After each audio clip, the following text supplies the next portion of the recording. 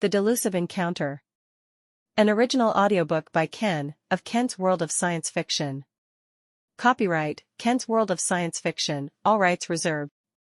As the stars in the vast expanse of the universe danced their eternal waltz, Captain Elara Mercer found herself in the most precarious situation she had ever known. Her spaceship, the stellar Voyager, had crash-landed on an unknown planet, far from the safety of her home galaxy. Stranded on this alien world, she was faced with challenges beyond her imagination. The initial shock of the crash had left her disoriented, but her training had quickly kicked in. With her heart pounding and her survival instincts in full swing, she set to work. She managed to scrounge together some rudimentary tools and resources from the wreckage of her ship, creating a shelter that would protect her from the planet's unpredictable weather patterns. Days turned into weeks as Elara diligently worked to repair her spaceship. The ship's computer, Stella, proved invaluable, guiding her through the intricate process of patching up the damaged systems. Each day was a grueling battle against the elements, the relentless gravitational pull of the unknown planet, and her own growing sense of isolation. The silence was deafening. There were no signs of life, no evidence of intelligent beings, or even basic vegetation. The eerie stillness of the planet began to weigh heavily on her mind. She yearned for human interaction, something, or someone, to share her thoughts with. The loneliness was becoming unbearable. One fateful morning, as Elara scoured the wreckage for spare parts, she heard a rustling in the underbrush. Her heart raced, and her eyes darted in every direction. Her pulse quickened as she grabbed the makeshift weapon she had fashioned from a piece of metal. Out of the shadows emerged a creature that defied all logic. It was small and nimble, with fur that shimmered with an otherworldly iridescence. It had the form of a feline but moved with an uncanny grace, like a creature both of the land and the stars. Elara's shock was undeniable when the creature opened its mouth and spoke in a voice as clear and crisp as a human's. "Hello, traveler. Are you in need of assistance?" The creature's eyes sparkled with curiosity and intelligence. Elara was taken aback, her weapon held at the ready. "Who are you? What are you?" The creature tilted its head, its tail flicking thoughtfully. "I am known as Zephyr. I am a native of this planet, and I have been observing you for some time. You seem to be in distress, and I thought I might offer my assistance." Elara couldn't believe her eyes and ears. A talking, intelligent creature on this alien world was beyond her wildest expectations. "I'm Elara, Captain Elara Mercer.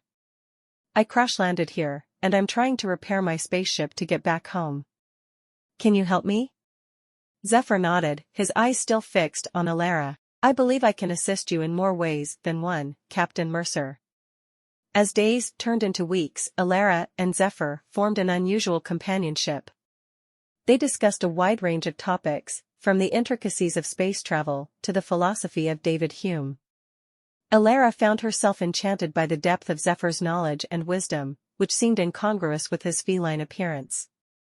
They often sat under the alien stars, contemplating the mysteries of the universe and the nature of reality. Zephyr, with his astute observations, introduced her to the concept of Humean skepticism and the idea that human perceptions and experiences might not always reflect objective reality. One of Hume's central arguments, Zephyr explained, is that we cannot know the true nature of the external world, as our experiences are shaped by our senses and their limitations. It is a philosophical conundrum, a puzzle that has perplexed humans for centuries. Elara pondered this, gazing at the stars above.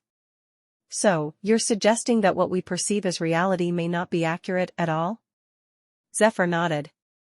"Precisely. Hume's philosophy questions the very foundation of human knowledge. It raises the possibility that what you believe to be real, even the existence of your spaceship, could be nothing more than a product of your senses, your perceptions." Elara's mind whirred with the implications of these ideas. It was a tantalizing thought, one that challenged the very fabric of her understanding of the universe. Her conversations with Zephyr became a sanctuary from the harsh reality of her situation, offering her intellectual stimulation and companionship. One evening, while discussing the limits of human knowledge and the concept of causality, Zephyr suddenly fell silent. Elara, curious, prodded him with a question. Is something troubling you, Zephyr? Zephyr's eyes were distant, and his voice took on an eerie quality. Captain Mercer, there is something I have not told you. Elara leaned in, her curiosity piqued. What is it? Zephyr's gaze intensified, and his voice grew more urgent. I am not what I seem. I am not a talking creature, and our conversations are not real. Elara's heart sank. She couldn't believe what she was hearing. What do you mean? Are you saying that all of our discussions were a lie? Zephyr shook his head, his iridescent fur gleaming. No, not a lie. It's the atmosphere of this planet. It contains hallucinogenic properties that affect humans, altering their perception of reality. You've been conversing with a mere figment of your own imagination. Elara was stunned, her mind reeling from the revelation. So, all this time I've been talking to myself? It was just a hallucination? Zephyr nodded somberly. Yes, but it was a manifestation of your own thoughts, your own knowledge, your own subconscious. I was a reflection of your inner dialogue, exploring the vast reaches of your own intellect. Tears welled up in Elara's eyes as the realization sank in. She had been seeking companionship and solace in her conversations with Zephyr, only to discover that she had been talking to an illusion born of her own mind. The next few days were a blur of emotions. Elara grappled with the knowledge that her philosophical discussions with Zephyr had been nothing more than self-reflection, and the isolation of the planet weighed even heavier on her. She knew she had to press on with her mission to repair her spaceship, but the motivation was gone. In time, Elara managed to regain her focus, driven by the unwavering determination to return home. With the guidance of the ship's computer, Stella, she completed the necessary repairs. The stellar Voyager was ready for launch once more. However, a thought lingered in the back of her mind, a promise she had made to an imaginary friend. Zephyr had expressed a desire to see her home planet. Although he wasn't real, Elara couldn't shake the sense of duty she felt toward him. She decided to fulfill her promise.